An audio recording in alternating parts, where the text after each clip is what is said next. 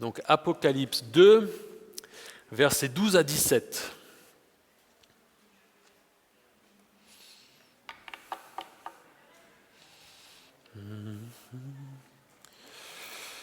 Alors,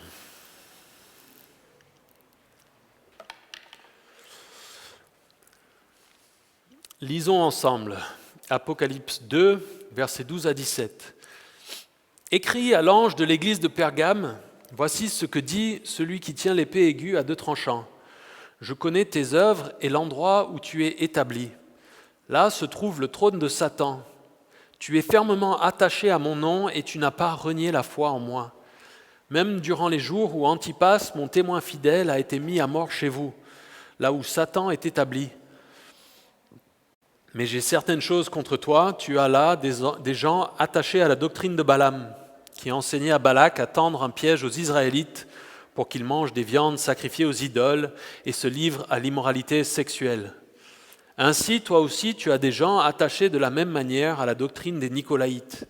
Repens-toi donc, sinon je viendrai bientôt à toi et je les combattrai avec l'épée de ma bouche. Que celui qui a des oreilles écoute ce que l'Esprit dit aux églises. Au vainqueur, je donnerai à manger de la manne cachée et je lui donnerai un caillou blanc. Sur ce caillou est écrit un nom nouveau que personne ne connaît, si ce n'est celui qui le reçoit.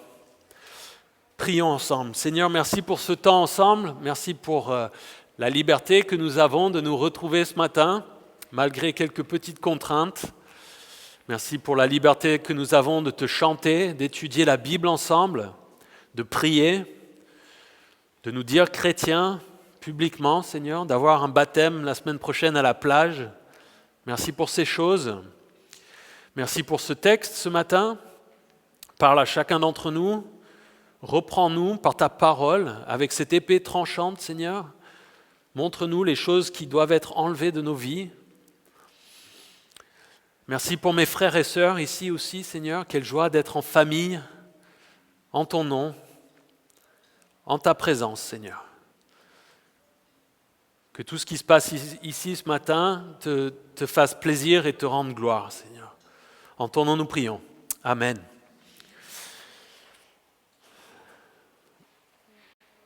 Lettre à l'ange de l'église de Pergame. Pergame, c'est l'église corrompue.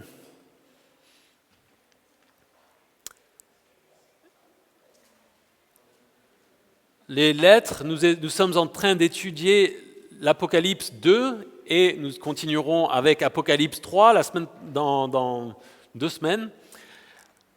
Il y a une série de 7 lettres qui sont adressées aux anges de 7 églises différentes qui se trouvent dans des villes en Asie mineure, dans ce qui est aujourd'hui la Turquie. Et ce sont des lettres que Jésus adresse à ces églises. Il s'est révélé à Jean au chapitre 1 de l'Apocalypse. Jean a eu une vision de Jésus dans sa gloire. Et suite à cette vision, Jésus, qui est montré comme celui qui s'occupe de son Église, est en train de dicter à Jean en disant « Écris ça pour cette Église, ensuite écris ça pour cette Église, écris ça pour cette Église. » Et nous nous trouvons donc maintenant à regarder la 3e Église, l'Église de Pergame. Pergame se trouve environ 80 km au nord de Smyrne, l'église que nous avons regardée la semaine dernière. Actuellement, il s'agit surtout de ruines.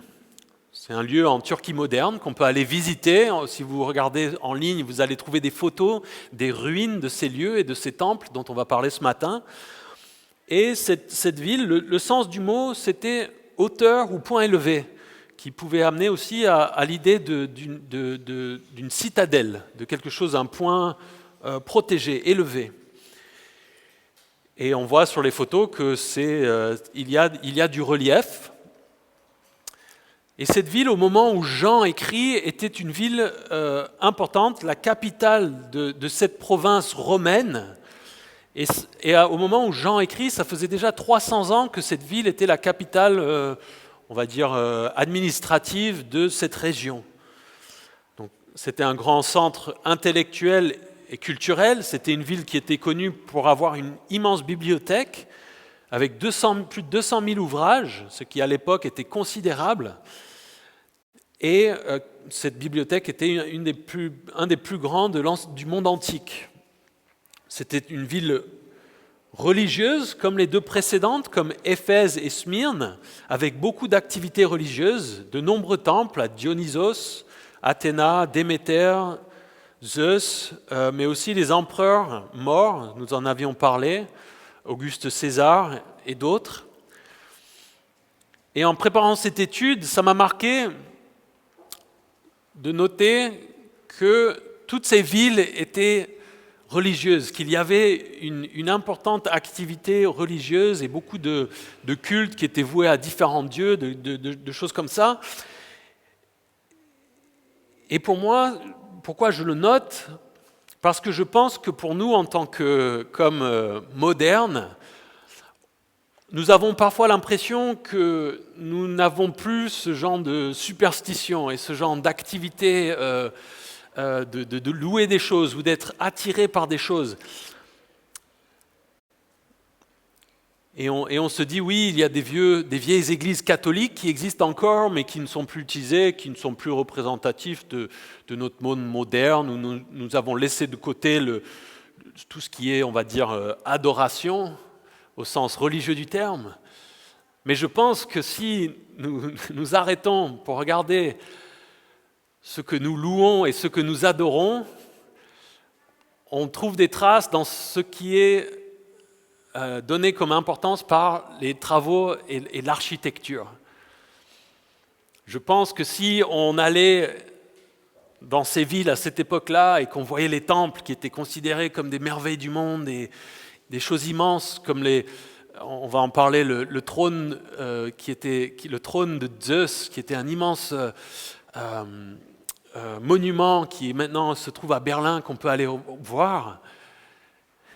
Ce qui est intéressant, c'est que maintenant, ce trône qui était immense, on le met dans un bâtiment qui contient plein d'autres choses.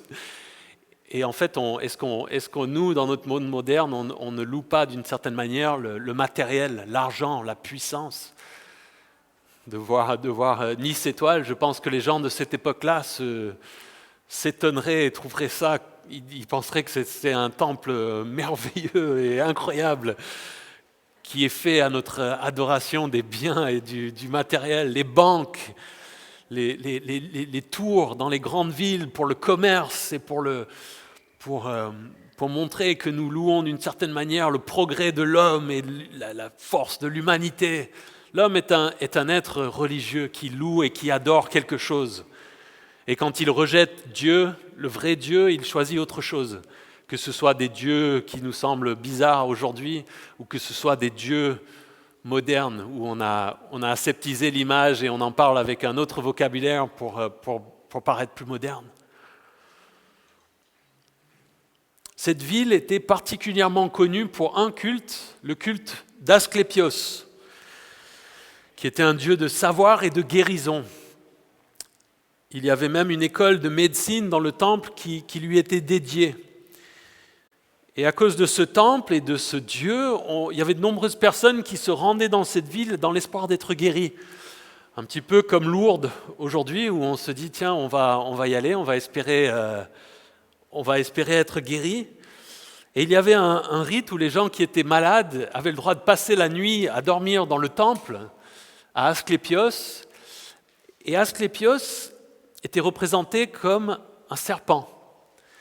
Et dans ce temple, il y avait plein de serpents et on passait la nuit dans ce temple et l'espoir, c'était qu'un de ces serpents vienne vous toucher.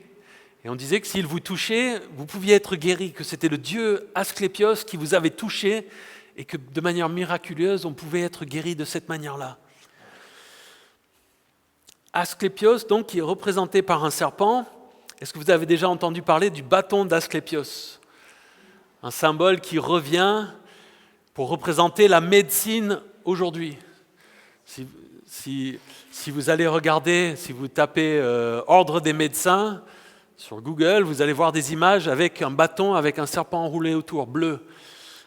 Et les pharmaciens, il y a une croix verte avec une coupe et un serpent enroulé autour. Ça vient de ces choses-là. C'est marrant, nous, notre monde moderne où on a tout aseptisé, mais pourtant, les pharmaciens gardent comme image une coupe avec un serpent enroulé autour, qui vient de ça. Alors, pour ceux qui veulent pinailler, ils vont dire c'est la coupe d'Hygie pour les pharmaciens, mais Hygie, c'est la fille d'Asclépios, donc c'est pinailler pour pas grand-chose. Et donc, allez, prochaine fois que vous êtes devant une pharmacie, regardez, ce symbole est là, c'est toujours présent. Et ce Asclépios, intéressant à noter, on disait Asclépios Soter, c'est-à-dire Asclépios sauveur. Les gens pensaient qu'ils pouvaient les sauver. Et c'est donc dans ce contexte-là de cette ville, avec ces nombreux cultes et ce dieu Asclépios, que se trouve cette église de Pergame. Et Jésus s'adresse à eux et il se montre à eux et il leur parle comme étant celui qui tient l'épée aiguë à deux tranchants. C'est une partie de l'image de la vision de Jésus dans sa gloire qui se retrouve au premier chapitre de l'Apocalypse. Il est décrit dans ce premier chapitre comme étant quelqu'un ayant une lame à double tranchant qui sort de sa bouche. Et Jésus va, avec l'Église à Pergame, se servir de ses paroles, de sa parole, pour corriger et pour reprendre l'Église à Pergame. Il va aussi diviser et leur dire il y a des soi-disant chrétiens qui n'ont rien à faire parmi vous. On va en parler. Mais donc il est en train de tenir cette épée. Nous, à notre époque, nous n'avons pas vraiment une grande appréciation des différents types d'épées. Je pense que si je vous demande de me décrire une variété de types d'épées, bon, il y a peut-être sabre, mais à l'époque, sabre, etc. Aujourd'hui, on est passé aux armes à feu. On comprend très bien, si je vous décris des armes à feu, qu'il y a différentes utilisations d'armes à feu. Il y a des petites armes de poing qu'on garde pour la protection, parce que c'est mobile, c'est léger. Il y a des armes plus grandes, il y a des fusils pour chasser des animaux, il y a des trucs pour tirer de loin, il y a des choses pour tirer des armes automatiques. Il y a différents types d'armes et on comprend ça très facilement. Peut-être plus les garçons et les jeunes garçons que les autres d'ailleurs. Mais de la même manière, à cette époque, ils avaient différentes épées, différentes lances, différentes armes qu'ils utilisaient suivant les situations. Et pourquoi je le note ? Parce qu'ici, quand on lit ce passage, quand on parle de Jésus comme étant celui dont sort cette épée de la bouche, sa parole comme étant une épée à double tranchant, ça rejoint Hébreux 4, 12, qui nous dit « En effet, la parole de Dieu est vivante et efficace, plus tranchante que toute épée à deux tranchants, pénétrante jusqu'à séparer âme et esprit, jointure et moelle. Elle juge les sentiments et les pensées du cœur. » Ceux qui sont chrétiens depuis longtemps, qui ont étudié leur Bible et qui ont étudié Hébreu, pensent tout de suite à ça quand on entend ces paroles. La Bible qui est représentée comme étant une épée à double tranchant qui taille, qui divise, qui nous montre ce qui ne va pas dans nos vies, les péchés, les choses qui doivent être enlevées.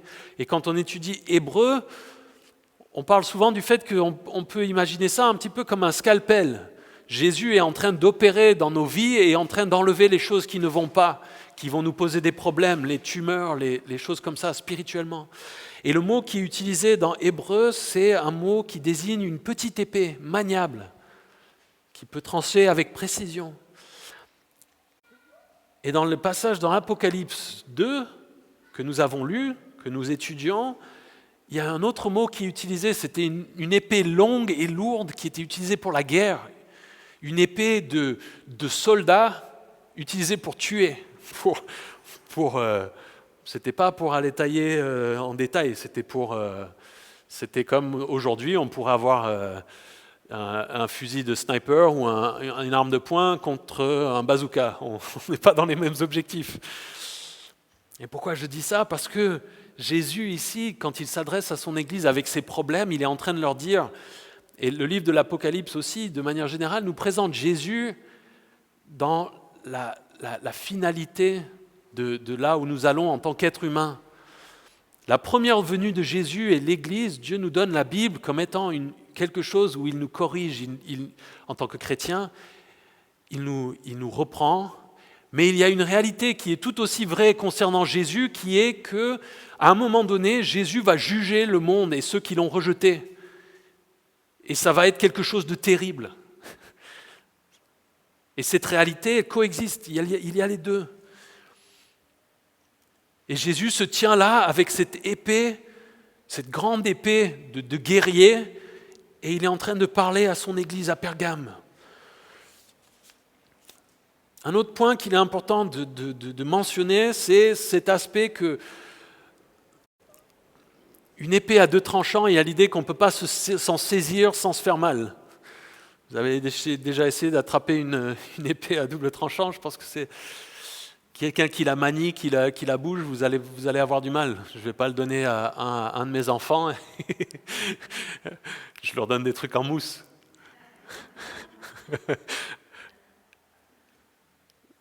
Jésus veut nous corriger en tant que chrétiens. La Bible, l'étude de la Bible que nous faisons le dimanche matin et que j'espère pour la plupart d'entre vous, vous avez dans votre vie personnelle, il nous corrige. Nous avons des péchés et des choses dans nos vies qui doivent être corrigées.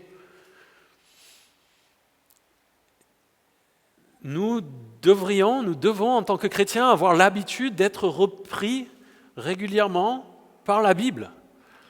Parfois, on a la mauvaise image de se dire que les chrétiens, quand on n'est pas chrétien, on est plein de péchés, et puis hop, on se repent une fois, et on devient chrétien, et on n'a plus de péché, et puis encore moins, peut-être ceux qui sont encore jeunes dans la foi, mais les vieux pasteurs, les grands hommes de foi, ceux-là, ils n'ont plus à lutter avec le péché comme nous. Non, la Bible nous explique que tant que nous sommes dans ce monde corrompu, dans un corps corrompu par le péché, nous allons tous avoir un problème et une lutte avec le péché. Et nous avons besoin continuellement, tous autant que nous sommes, de laisser la Bible nous reprendre et nous corriger. On peut avoir compris toute la doctrine, être apparemment, entre guillemets, pas lutter avec le péché, et puis quelque chose vous arrive, avec un parent, avec un collègue de travail, avec quelqu'un vous coupe la route en voiture, et le péché sort, est toujours là. Et Dieu a besoin de nous reprendre, a besoin de pouvoir continuer à nous corriger. On peut être un homme de foi pendant des décennies, et puis commencer à nourrir peut-être une de mauvaises pensées concernant un frère ou une sœur ou un autre mouvement d'église. Et Dieu a besoin de nous montrer, non, tu manques d'amour avec cette personne, ou tu dois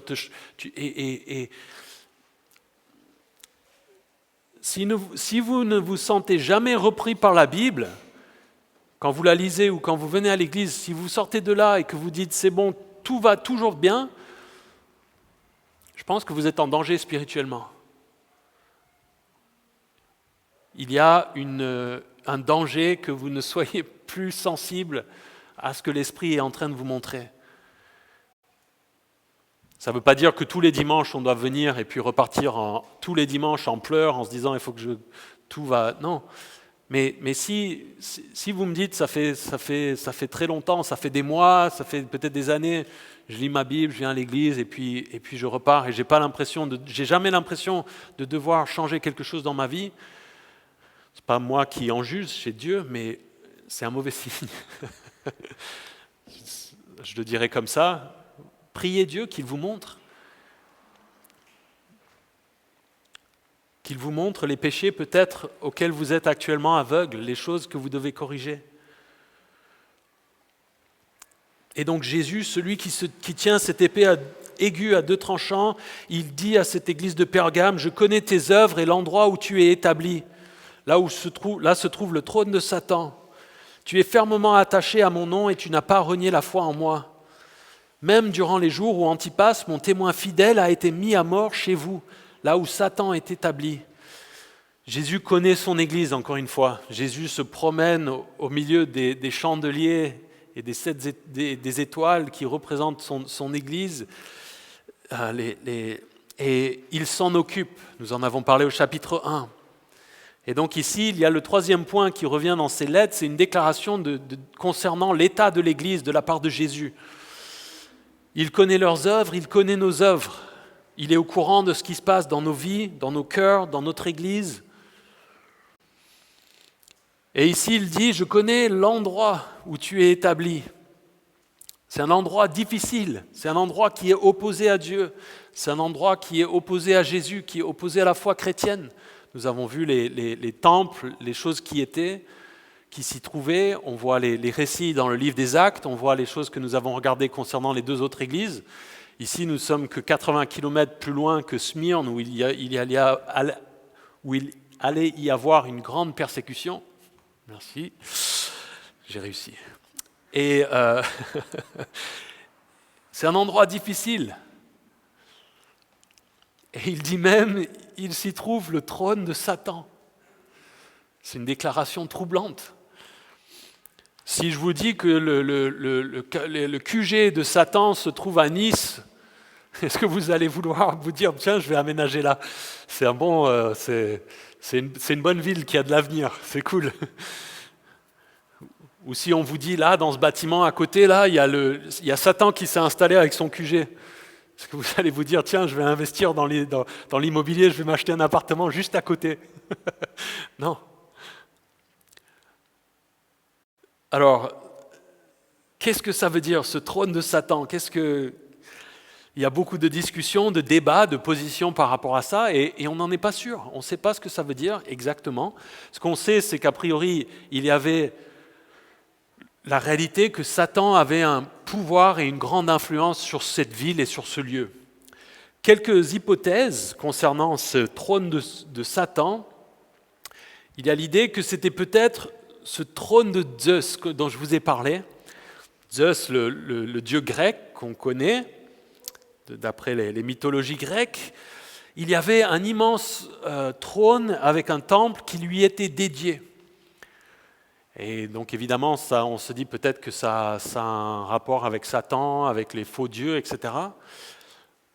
Ce temple a été enlevé par les architectes, par les archéologues, excusez-moi, dans les années 1800 et ramené à Berlin. Et il y a même des théories, si vous allez regarder les théories du complot, des idées que Hitler se serait servi de ce temple, le trône de Satan, et ces vestiges archéologiques ont été piqués par les Russes quand ils ont investi Berlin en 1945, et ensuite ça a été ramené. Et donc on peut aller le voir, ça se trouve dans un temple. Je vous invite à regarder les photos de ce lieu, de cette chose. C'est quelque chose de vrai qui se trouvait donc à Pergame. Entre parenthèses, quand on étudie ce livre de l'Apocalypse et notamment ces lettres, si vous allez chercher un petit peu en ligne, c'est passionnant. Des fois, on a l'impression de se retrouver dans un film un peu d'Indiana Jones. Indiana Jones et le trône de Satan. C'est la suite de la série, et souvent dans Indiana Jones, entre parenthèses, ils se servent de l'imagerie biblique pour bâtir leurs histoires. Est-ce que vous avez vu c'est lequel? C'est celui avec la coupe, où il y a les nazis qui sont impliqués, qui veulent piquer l'arche de l'Alliance pour asseoir leur domination, etc. etc. Il faut que ça reste au stade de la curiosité, ce n'est pas les choses dans lesquelles on veut passer tout notre temps. Il y a une autre hypothèse qui est peut-être que le fait que la ville était la capitale romaine de la région et que ça représentait la persécution que Rome allait avoir contre l'Église d'une manière assez globale à cette époque-là, et que donc c'était un peu symboliquement Satan se servait du pouvoir romain pour attaquer son Église, et que comme c'était la capitale de cette province, ça représentait le trône de Satan. Certains le relient à ce dont il est question dans la lettre à Smyrne, où il est question des Juifs qui ont pour père Satan, et donc ils se disent peut-être que c'était une synagogue et qui persécutait aussi les chrétiens ici. D'autres pensent que c'est peut-être le culte qui est voué à ce Asclépios Soter, qui est représenté par un serpent. Satan, serpent, peut-être que c'est le trône de Satan dont il est question. Quoi qu'il en soit, Satan avait une position importante et un grand pouvoir et influence dans cette ville. Le trône de Satan s'y trouve. Jésus est au courant. Et il les félicite, il dit à cette église, « Tu es fermement attaché à mon nom et tu n'as pas renié la foi en moi. Même durant les jours où Antipas, mon témoin fidèle, a été mis à mort chez vous, là où Satan est établi. » Antipas, un certain Antipas, dont le nom signifie « contre tous », a subi une persécution et a été mis à mort pour sa foi. Nous avons regardé la semaine dernière Smyrne et ici on se dit, bon, Smyrne, il y a toute l'église qui va être jetée en prison et il y en a beaucoup qui vont mourir et Jésus les appelle à être fidèles jusqu'à la mort. Ici, il n'y en a qu'un qui passe, c'est peut-être quand même moins grave. Mais pour le remettre en contexte, imaginons qu'on se trouve là et qu'une foule de gens énervés viennent en attraper un parmi nous pour l'exécuter sur la place publique. Est-ce que vous pensez qu'on serait tous sereins là, à se dire, bon, s'il n'y en a qu'un, ça va, ça nous secouerait? Est-ce que parmi vous, est-ce qu'il y en a certains qui se diraient peut-être que dimanche prochain, j'irai dans... Je ne sais pas si j'irai à l'église ce dimanche, je vais peut-être attendre un petit peu, voir que ça se calme. Je veux bien être chrétien, mais faut pas être trop zélé quand même. Et donc, malgré la mise à mort de ce personnage, l'Église est restée fermement attachée au nom de Jésus, malgré cette opposition forte. Ils n'ont pas renié la foi en moi, ils ont gardé leur foi en Jésus. Ça aussi, quand quelqu'un est mis à mort pour leur foi, on peut dire, mais Jésus, Dieu, qu'est-ce que tu fais? Et eux, ils n'ont pas abandonné leur foi, ils font confiance à Dieu, malgré l'opposition, malgré la difficulté.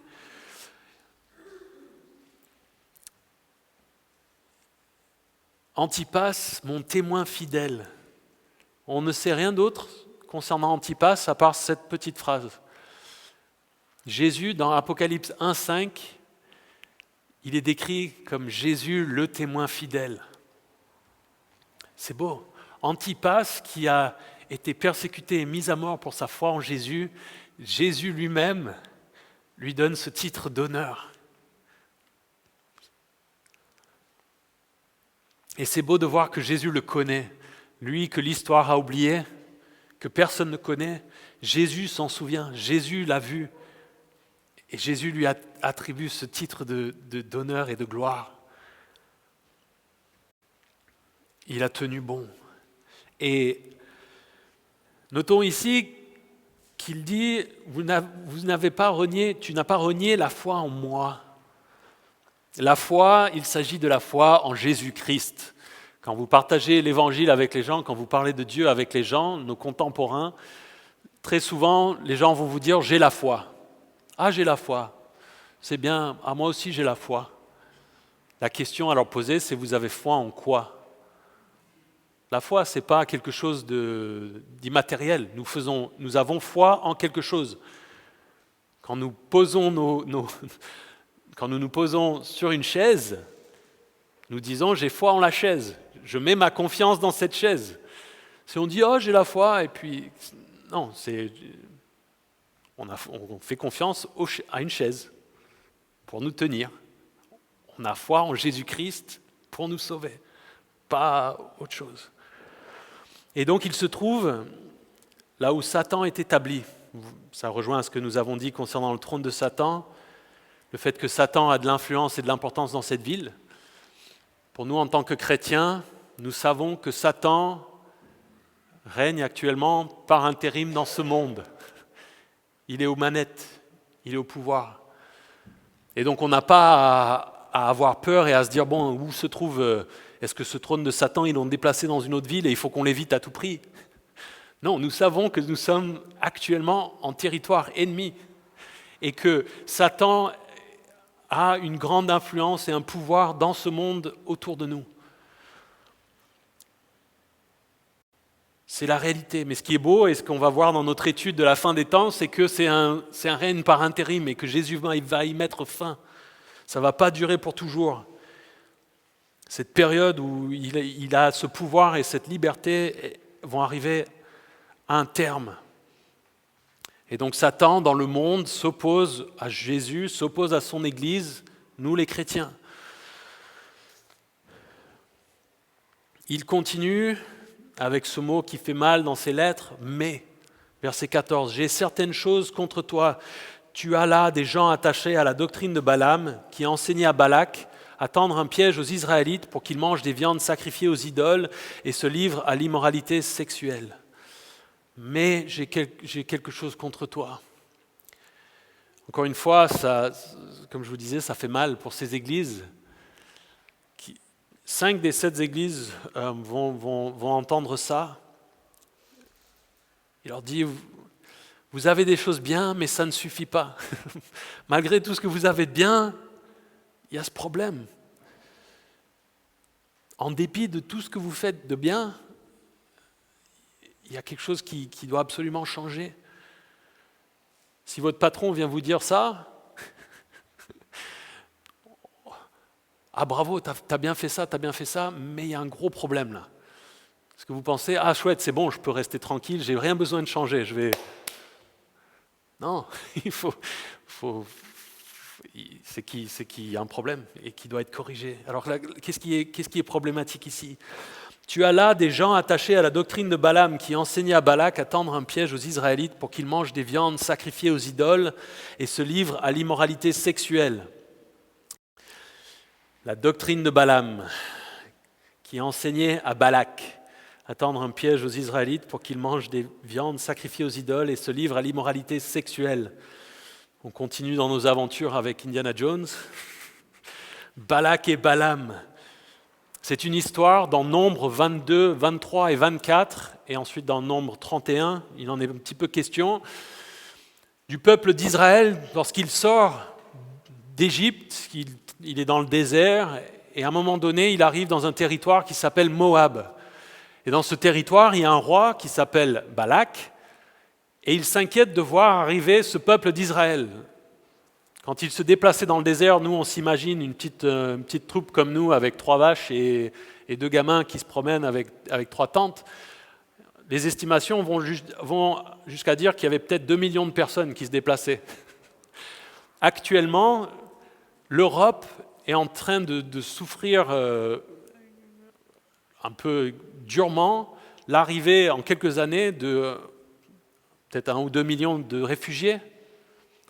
On voit la difficulté que c'est pour un État-nation comme l'Europe entière d'encaisser ce genre de chiffres. On s'imagine qu'un petit royaume de Moab qui voit arriver ce genre de nombre dans le désert en plus, où il y avait peut-être sans doute pas trop de ressources. Il commence à s'inquiéter sérieusement. Il se dit, ça va vraiment... Et donc ce roi Balak fait appel à un prophète qui s'appelait Balaam. Et il lui dit, je te paye et je veux que tu viennes et que tu maudisses le peuple d'Israël pour les bloquer, pour attirer la colère de Dieu pour eux, pour les empêcher de continuer à avancer, à avoir les victoires militaires. Et ce Balak vient et de manière surnaturelle et assez comique en fait, vous pouvez lire l'histoire, Dieu l'empêche de faire ça. Il est question d'un âne qui lui parle audiblement. Et en fait, il se retrouve, il monte sur une colline et il voit le peuple d'Israël en face et il est avec ce roi qui vient de le payer et il va pour les maudire et tout ce qui sort de sa bouche, c'est des bénédictions. Et le roi s'énerve et lui dit « Qu'est-ce que tu fais ? Je t'ai payé pour les maudire et tu les bénis. » Et ça arrive plusieurs fois et en fait, quand on lit l'histoire, on s'aperçoit que Balaam, de manière très rusée, s'est dit « Dieu m'empêche de faire ça, ce pourquoi j'ai été payé, mais voilà un autre stratagème. » Et il explique au roi Balak, il lui dit « Amène des filles, tente les hommes d'Israël avec les filles de Moab, et fais que les hommes se marient avec des filles moabites,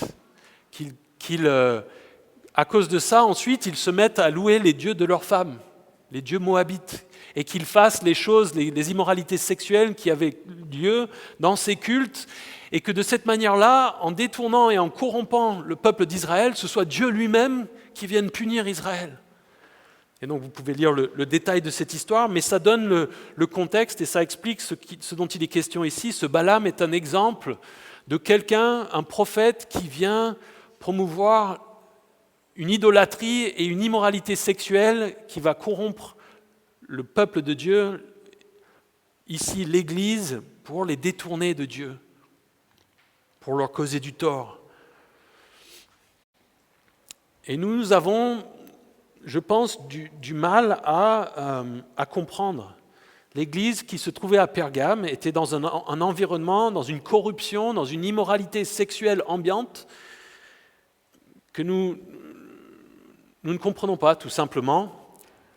Nous sommes au bénéfice de 2000 ans d'histoire de la foi chrétienne et d'influence de cette foi et de cette moralité chrétienne sur le monde. Aujourd'hui, depuis les années 60, la révolution sexuelle, la liberté, la libération, on a l'impression en tant qu'humanité qu'on est en train de redécouvrir un truc, on est plus libre qu'avant. Mais en fait, le fait de ce que la Bible considère comme de l'immoralité sexuelle, le fait de faire n'importe quoi, de faire tout ce qu'on veut, n'importe quand, comme on veut, à cette époque, c'était partout. Dans le monde a déjà essayé la libération sexuelle et l'immoralité sexuelle rampante et ça ne marche pas. C'est une arme de Satan pour détruire et pour corrompre l'homme. Et nous, on a du mal à comprendre parce qu'on a l'impression que de toute l'histoire de l'humanité, c'était toujours super moral et maintenant seulement nous, on est éclairés, on commence à se libérer. Un certain Cicéron, célèbre homme d'État romain, Cicéron, a dit « Si quelqu'un veut refuser l'amour de beaucoup de femmes à un homme, alors c'est quelqu'un de très sévère.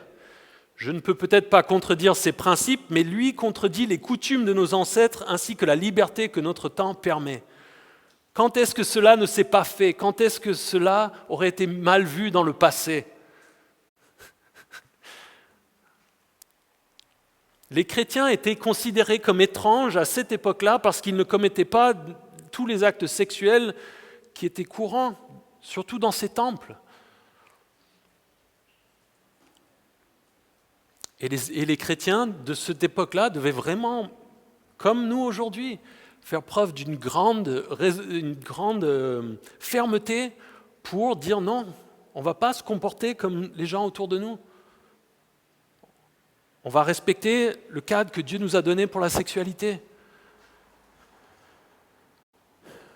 Et ici, c'est très grave parce qu'il y avait des gens qui se trouvaient dans l'église, qui se disaient des enseignants et qui disaient sans doute « Ah, c'est bon, on peut louer Dieu et puis un petit peu quand même Asclépios, si tu es malade, peut-être va voir à ce temple aussi et commets les actes aussi, c'est pas grave, Dieu comprend. » Des perversions de l'intérieur de l'église. C'est ça qui est grave.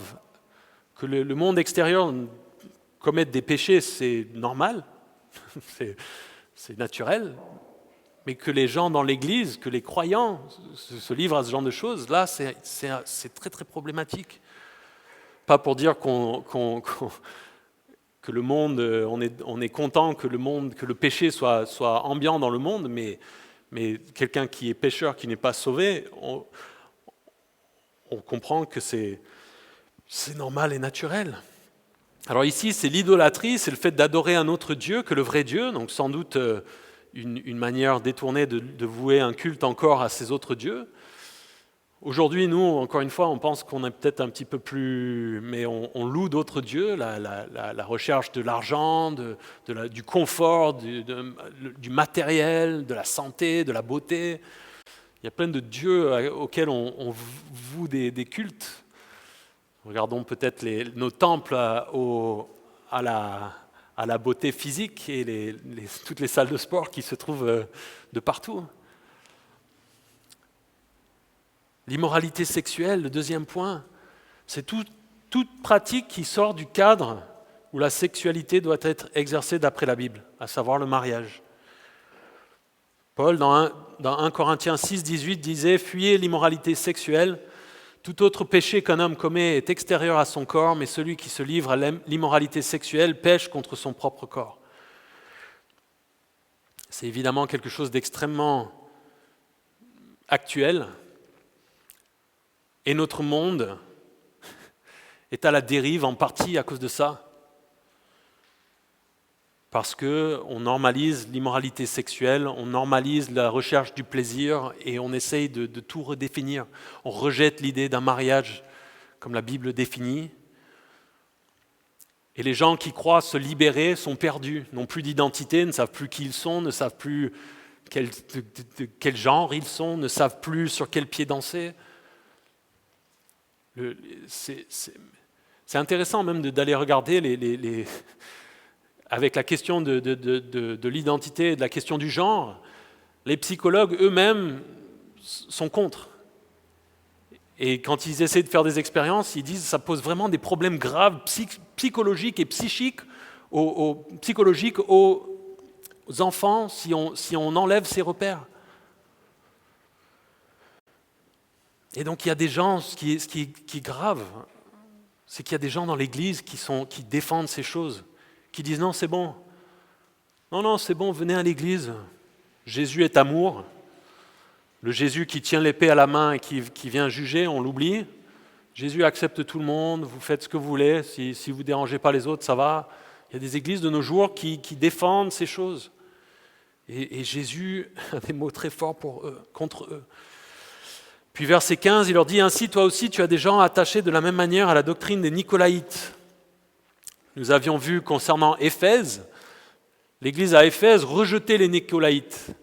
Les Nicolaïtes, on avait dit que c'était sans doute des personnes qui venaient exploiter l'église avec une domination trop forte, qui étaient là, qui dominaient sur le peuple, qui utilisaient de leur influence en tant que dirigeants dans l'église pour un petit peu exploiter les personnes, et peut-être avec ça, de les détourner vers des perversions avec l'immoralité sexuelle et faire le lien entre la foi chrétienne et puis ces cultes qui se servaient de ça, ces autres faux dieux qui se servaient de ce genre de choses. Et donc ces Nicolaïtes, on pense qu'il y avait au moins un des deux aspects, mais le problème ici, c'est que les chrétiens ont adopté et accepté le fait qu'il y ait des choses parmi eux qui annoncent et répandent ces doctrines. Et verset 16, Jésus leur dit « Repens-toi donc, sinon je viendrai bientôt à toi et je les combattrai avec l'épée de ma bouche. » Repens-toi, ça veut dire change de comportement. Ce n'est pas un sentiment vague, c'est arrête de faire ça. Change ta manière de te comporter.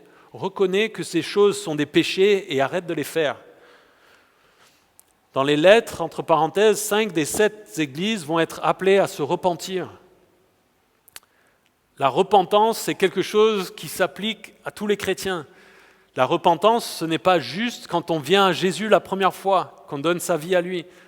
La repentance, c'est chaque fois que Jésus nous montre un péché qui ne va pas dans notre vie et que nous disons « oui, c'est un péché » et que nous changeons de comportement. Et donc l'aspect, encore une fois, grave ici, c'est qu'ils s'étaient habitués à ça, ils avaient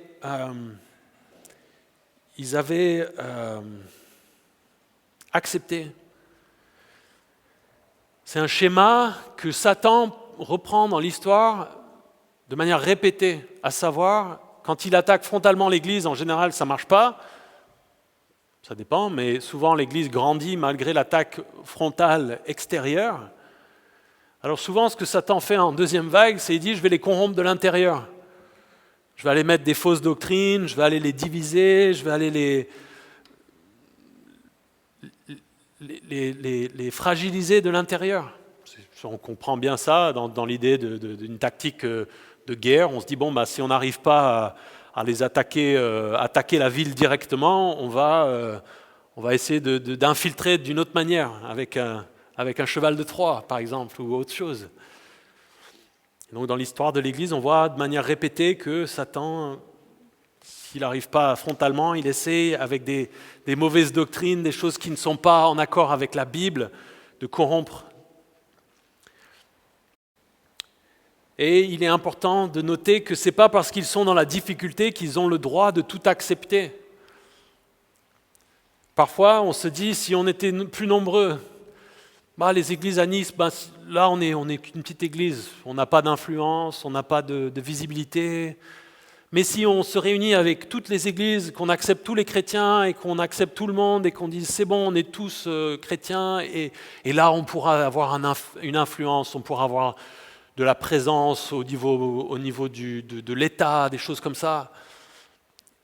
Il y a un grand danger de dire on accepte tout et n'importe quoi, toutes les doctrines, tout ce qui...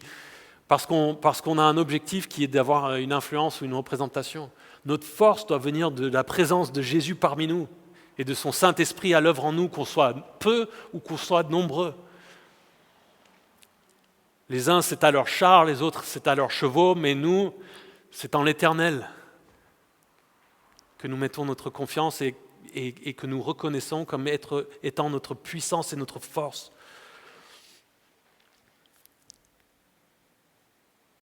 Et donc le fait qu'ils aient ces personnes-là et qu'ils soient dans la difficulté ne valide en rien le fait qu'ils les acceptent. Jésus veut qu'ils rejettent ces personnes. Et ici, il leur dit, sinon je vais venir les combattre avec l'épée de ma bouche, cette épée qui était une arme de guerre.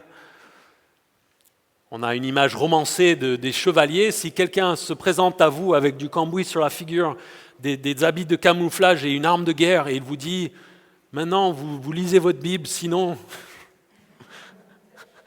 On va l'écouter différemment. Nous, on a l'image d'un pieux chevalier avec une... Là, c'est quelque chose de... Il y a une puissance et une violence dans cette chose de dire il faut rejeter ces fausses doctrines. Il faut que vous les identifiez, que vous les rejetiez. Si vous lisez l'histoire de Balaam et de Balak, vous noterez un parallèle super où en fait Balaam, lorsqu'il est en route pour venir maudire les Israélites, il a une vision de l'ange de l'Éternel avec une épée à la main.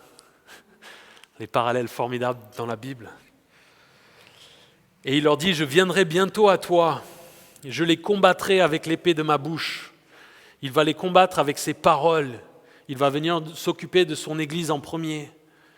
Jésus va revenir juger. Sa première venue était dans la grâce et l'amour et la douceur en tant qu'homme. Sa deuxième venue va être dans la puissance et le jugement. Et c'est ce que nous allons voir dans le livre de l'Apocalypse. Il y a une réalité qui coexiste chez Jésus, qui est cet aspect d'amour et de grâce et cet aspect du fait qu'il est puissant et qu'il est celui qui va juger. Que celui qui a des oreilles écoute ce que l'Esprit dit aux églises. Au vainqueur, je donnerai à manger de la manne cachée et je lui donnerai un caillou blanc. Sur ce caillou est écrit un nom nouveau que personne ne connaît, si ce n'est celui qui le reçoit. Que celui qui a des oreilles écoute ce que l'Esprit dit aux églises. Nous avons des oreilles. Écoutons. Est-ce que les problèmes de fausse doctrine, le problème de l'immoralité sexuelle est un problème qui guette l'Église aujourd'hui? Oui, sans aucun doute. Nous devons faire attention de ne pas accepter ces choses parmi nous. Nous devons écouter ce que l'Esprit dit aux églises. Au vainqueur, c'est-à-dire celui qui se repent de ces doctrines et qui corrige les gens dans l'Église qui sont coupables de ces choses, qui les rejette, celui qui n'accepte pas les mauvaises doctrines, qui ne tolère pas l'immoralité sexuelle dans l'Église. C'est celui-là le vainqueur.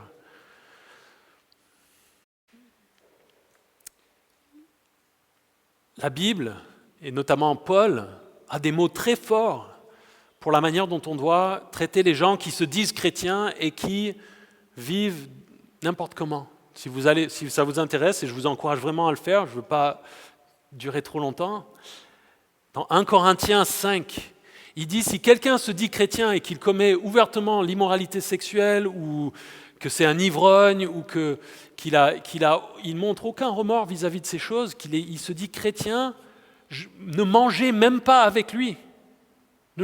N'ayez plus de contact avec lui. Et Paul de préciser, c'est pas que vous devez plus avoir de contact avec le monde, c'est si quelqu'un est parmi nous en tant que chrétien et dit « je suis chrétien » et que leur vie est visiblement ne montre aucun signe de repentance ou de désir d'obéir à Dieu, alors rejetez-les violemment.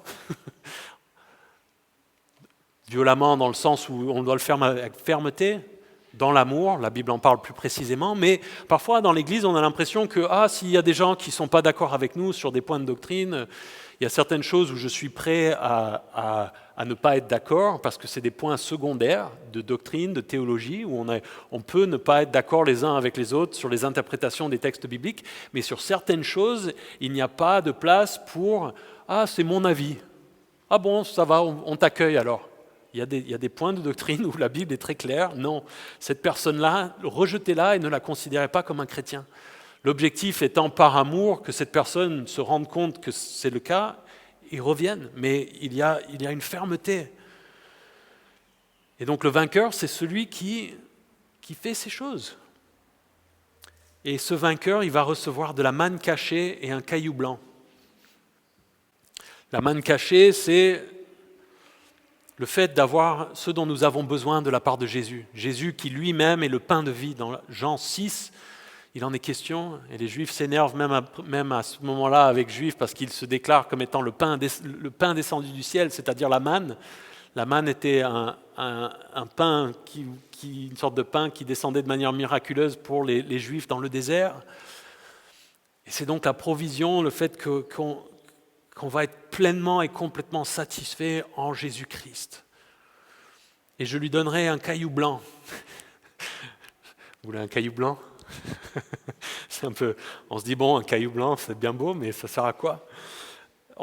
À l'époque, d'après les experts historiques, les archéologues, etc., on n'avait pas des imprimantes laser et du papier à tout va. Donc il fallait d'autres choses. Quand on avait un diplôme, quand on votait, imaginez toutes les choses qu'on a imprimées sur des papiers, les pièces d'identité, quand on a les cartes bancaires, on a des preuves de nos diplômes, les preuves qu'on a voté, les preuves qu'on est propriétaire.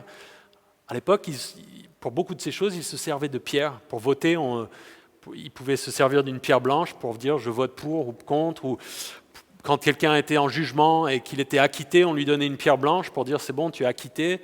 Il y avait beaucoup d'utilisation.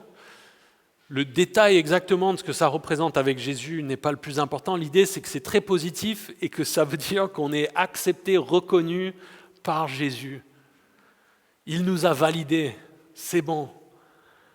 Et sur cette pierre, sur ce caillou blanc, il y a un nom nouveau que personne ne connaît, sinon c'est celui qui le reçoit.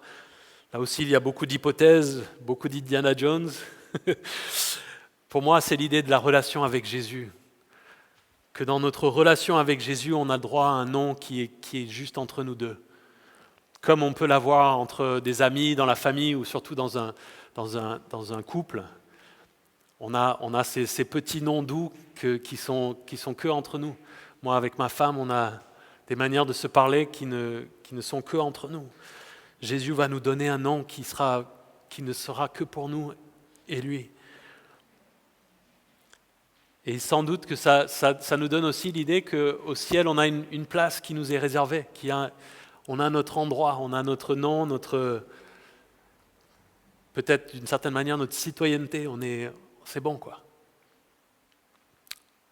Quelque chose qui doit et qui devrait vous réjouir. Prions. Seigneur, merci pour ce temps ensemble, merci pour ce passage, merci pour qui tu es, merci pour ta grâce dans nos vies, pour ton amour, merci pour le fait que nous avons cette période de la grâce pour venir à toi, pour apprendre. Mais Seigneur, donne-nous du zèle dans nos propres vies pour écouter ta parole, pour être sensible, pour rejeter les péchés, pour changer de comportement, pour t'obéir. Et Seigneur, aussi pour nous en tant qu'Église, de nous diriger, de nous protéger, pour nous reprendre les uns les autres, pour faire attention aux doctrines qui flottent, qui vont et qui viennent, que les uns et les autres peuvent reprendre ou partager, Seigneur. Donne-nous de la sagesse et du discernement et que notre Église, Seigneur, soit en bonne santé et capable de rejeter ces choses avec fermeté. Aide-nous à comprendre, Seigneur, la gravité du péché, le danger qu'il s'y trouve, Seigneur.